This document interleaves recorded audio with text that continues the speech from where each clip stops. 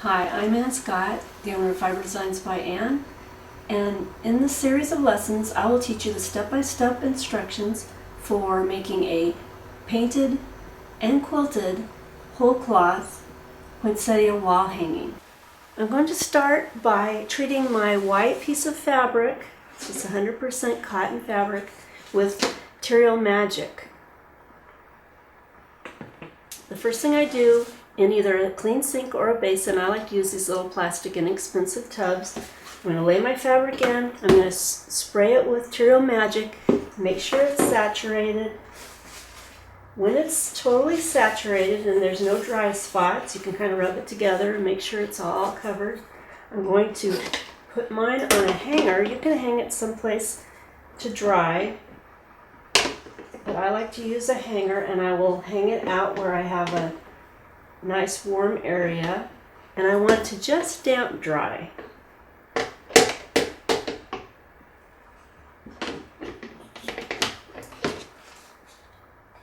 And I want the piece to be as flat as it can be.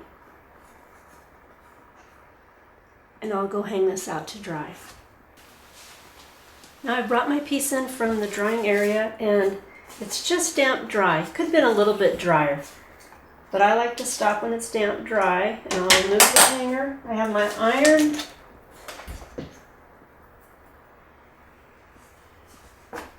Set to, I use a cotton setting. You can follow the manufacturer's instructions for doing this process. This is just the way I do it.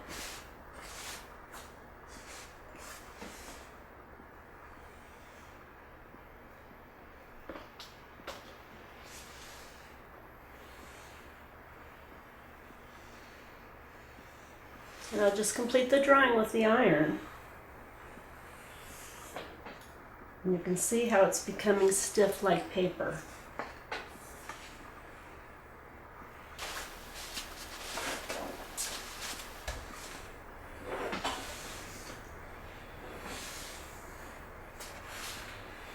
Okay. So now the piece is nice and stiff, and I'll be able to trace my design onto it, and I'll do that next. Now I'm going to transfer my design from my paper to my Terial Magic treated fabric, and I'm just going to eyeball centering this on my fabric, and I'm going to go over every line. These little center lines are just little squirrelies. It doesn't matter how they go. That's going to be stitched on. There are R's on the pattern, but I'm not going to transfer the R's because I don't want those to show through any paint. So I will just follow every line just very lightly, close as possible. If you cannot see through this, then you might need to use a light box or put it up on a window so that you can see better through it. But I find that the cotton is thin enough and that the lines are dark enough that I can see it just fine through it. And I'll continue on until this whole piece is drawn on. So everything's drawn. I'm going to tilt it up, and then you can see your lines, and you can tell if you've missed any of the lines. And I'll remove the pattern, and I'm ready to take this to the machine and do the stitching outline, which I do in black, but you could use any color really.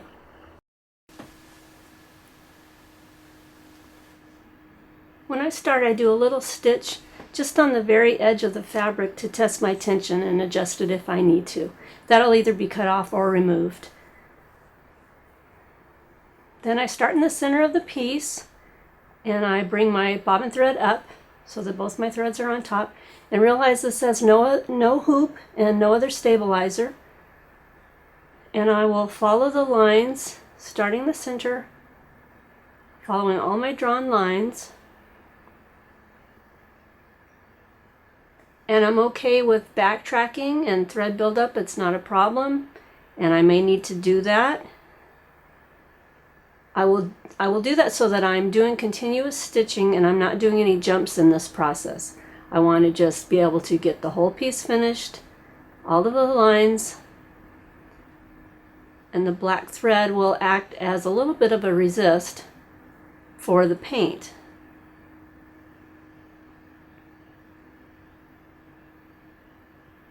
And I usually just work my way out from the center, going all the way around, backtracking where I need to.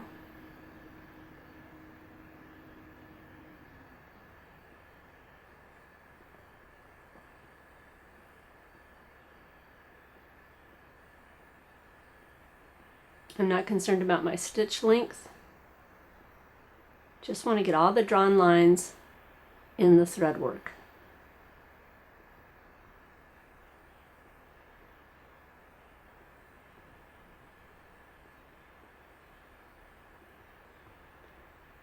Now I'm going to just speed this up because it can be a time-consuming process, but I love it, it's fun.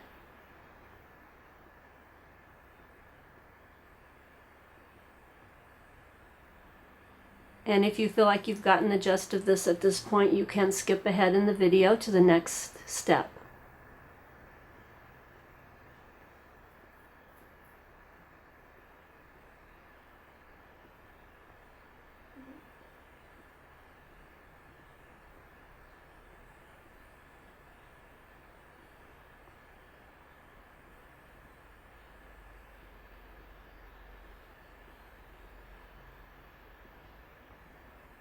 Notice I'm not at all worried about the buildup. I could have cut my thread sooner.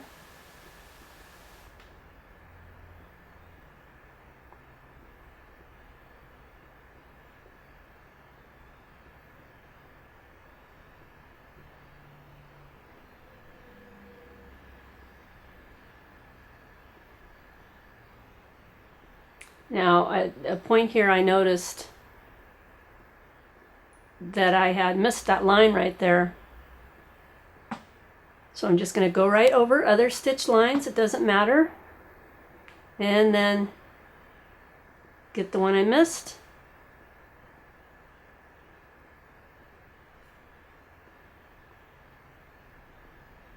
And then I'm done with that part.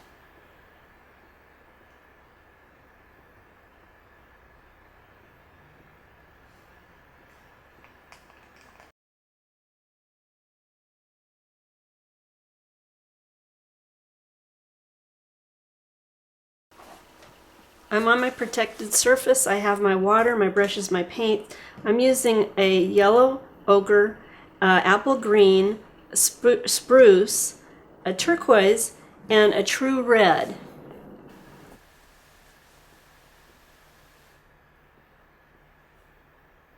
I'm going to actually start in the center with the yellow ochre, and I'm going to paint just a little bit with my brush has been dampened, and then I'm just actually taking it right out of the can because that's all I need is a little teeny bit for now. And then because I know I'm going to use this on the outside, the background, I go ahead and brush my brush off. And then I'm just going to leave that for now and let that dry, and I'm going to get right into the petals. For the petals I'm using the true red and a little turquoise, and the turquoise is going to give me a little deeper red that I'll use in the shadows. And if you've colored in a coloring book, this is really that simple. I start with the darker and I go wherever I think it might be a little darker. Around the edges, underneath where another petal is resting on top, down the center seam line on one side.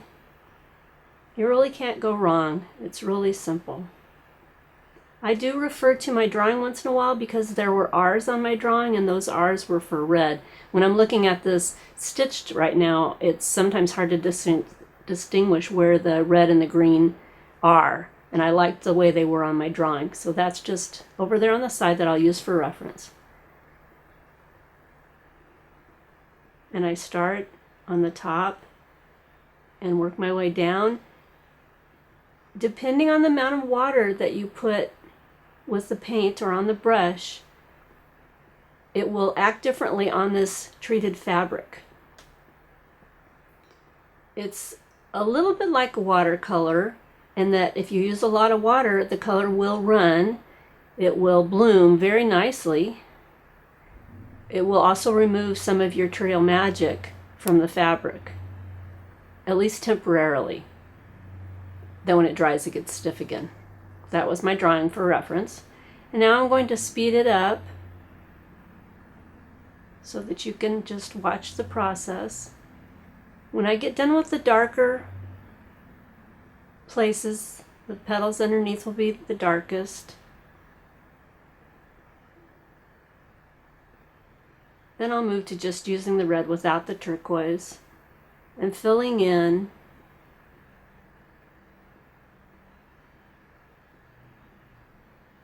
and the thread stitching does keep the paint from running. If it was very, very wet, it may still bloom past that stitching. And even if I paint past the stitching, that's okay. In this, we're going to stitch over it. We're going to paint green. It'll be just great in the end. There's no worries about that.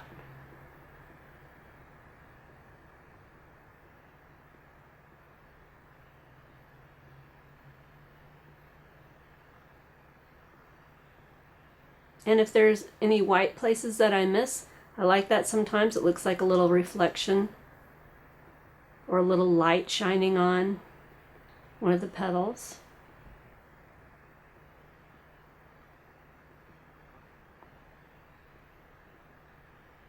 I am using a round brush. I like that I can sort of lay it flat and put a little more paint on it and also still have the point. Now I'm just making the paint dark again with a little more turquoise, and I'm going back in where one petal may be resting over another and adding a little more shadows.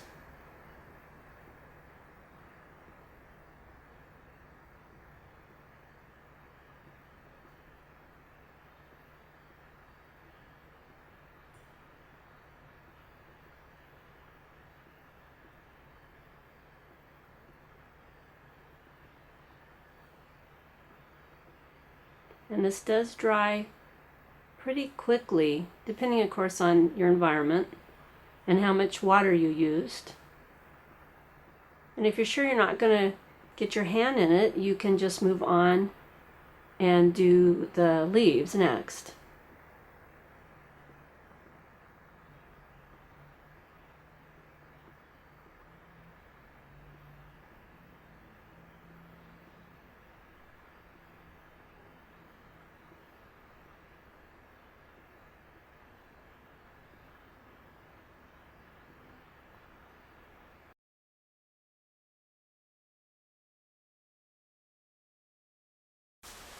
I'm using apple green and a little spruce to make the apple green a little richer, a little darker.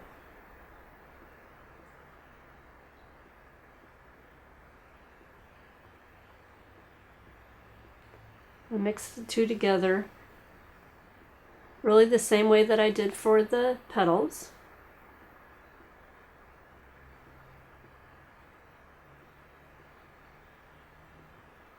One of the biggest difference between this and painting on paper and watercolor technique is that I cannot lift the color. Once the color hits the fabric, it's staying, at least at this point. I'll talk more about some of the color being removed when we rinse it. So I'm taking the darker color and I'm just sort of going around where I want the leaves to be darker, where the petals rest on top of the leaf, that will be a little darker, a little shadow. And then I sort of just blend it in. You can see it moving with the water. It moves just a little differently if it has a little more water on it.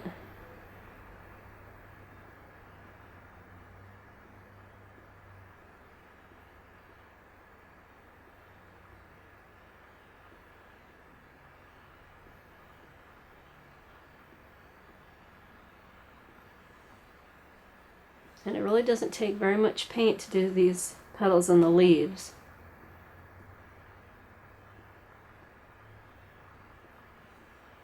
And though I was trying to keep it straight for the camera, I did realize that I needed to turn it, rotate it a little as I'm painting. So be in an area and have space for yourself so that you can move it around as you're painting.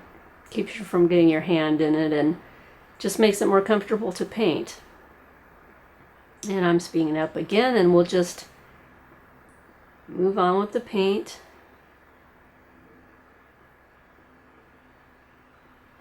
You could lay down the lighter color and then add the dark if you wanted to.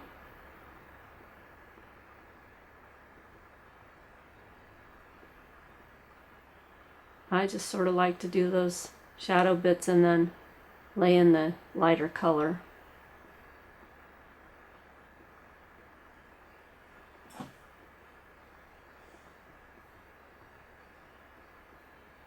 And rotate it around where you need to.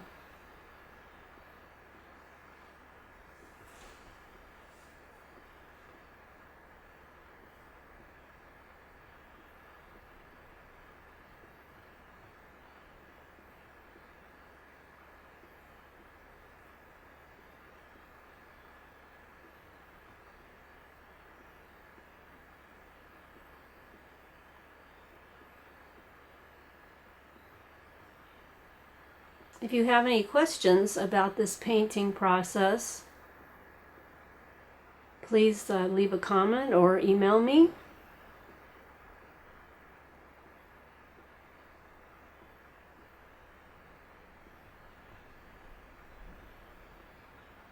And there are helpful links in the description.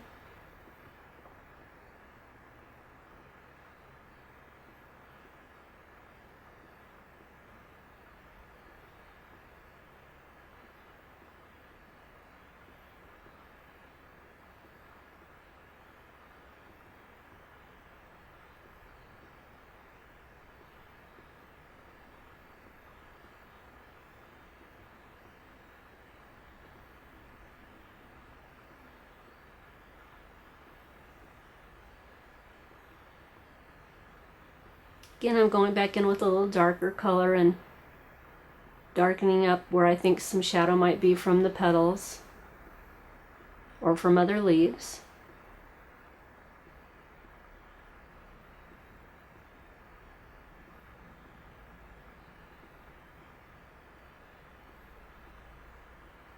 And I do have this on a protected surface in case the paint would go through the fabric.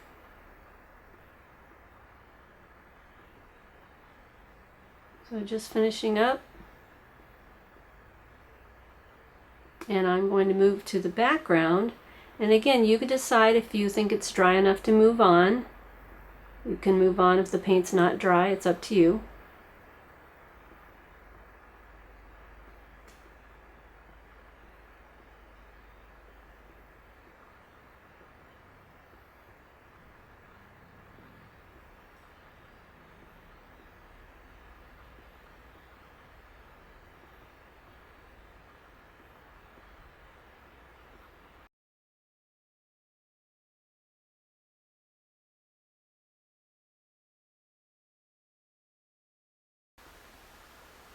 Painting the background, I'm going to use the yellow ochre and the turquoise. And I have a little extra turquoise, and you'll notice later I do even get more turquoise. Because it's a large area and I'm really smearing and modeling it around, it'll take a little more paint.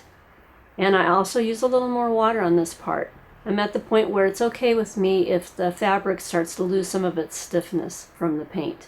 Although it can get wet and then dry again and still have that stiffness because I'm not totally rinsing it out yet.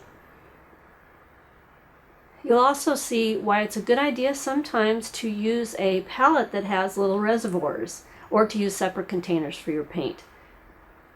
So I'm just taking that yellow and watering it down quite a bit. I'm just going to throw it around on my background.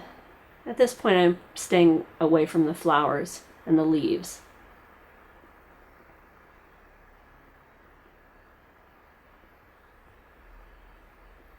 And it might look haphazard, and it is sort of, but you'll see, that's why I moved it. That's what I'm talking about with the reservoir. I moved it and my turquoise went right into my yellow. That's okay. I'm gonna put them all together on this backdrop anyway, so it's no big deal, but just keep that in your mind. You may not want to have them on the same little palette there.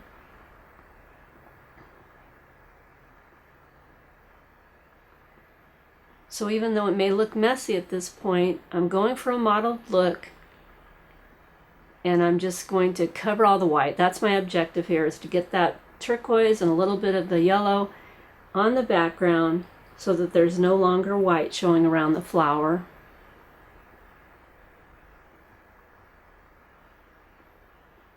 And you have to really just be the judge of how much water you need as you're going. You'll be able to tell if it's working, the paint's moving the way you want it to move.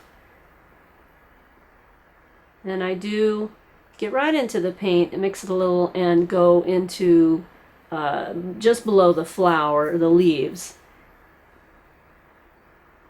and add that dark.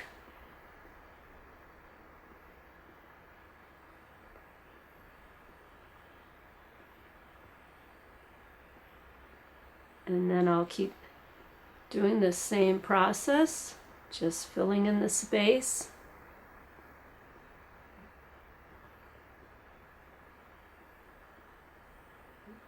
And it'll make a wonderful backdrop.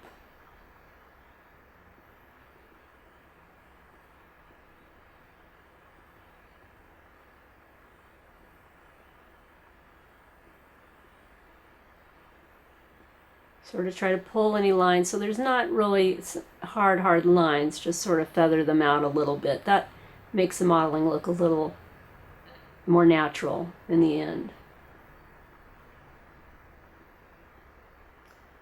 Then there's where I need a little more turquoise and a little more water because I want it to move and really fill in the spaces at this point.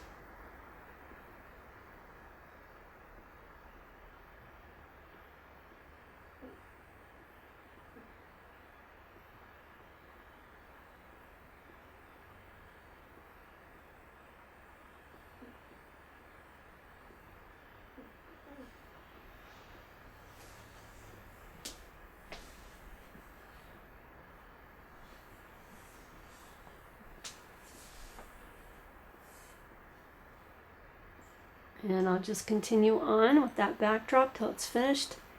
And then next we will do the heat set and the spray baste.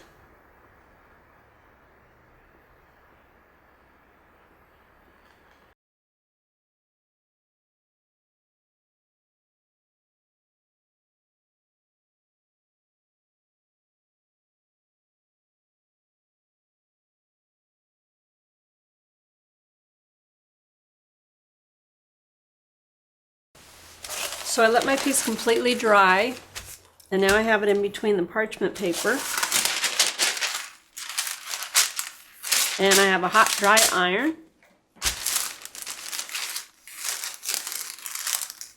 Chances are it's not going to leave any paint on my iron or my surface at this point, but better safe than sorry. Sometimes you can tell if it shows up on there. And then I do take it, you could put another piece of fabric down. This ironing surface doesn't matter if it gets paint on it. And then I'll hit it with the iron without the parchment. Sometimes I like the back side as well as the front. Sometimes better. So when I feel it's had a really good hot pressing to set that paint, I love all this mottled stuff going on.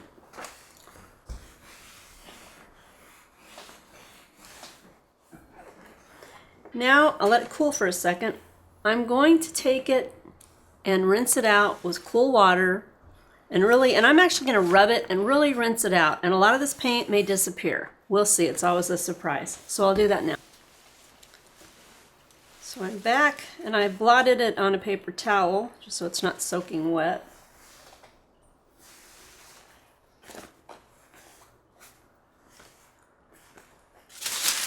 Again, I'm going to put it in between the parchment paper. This way.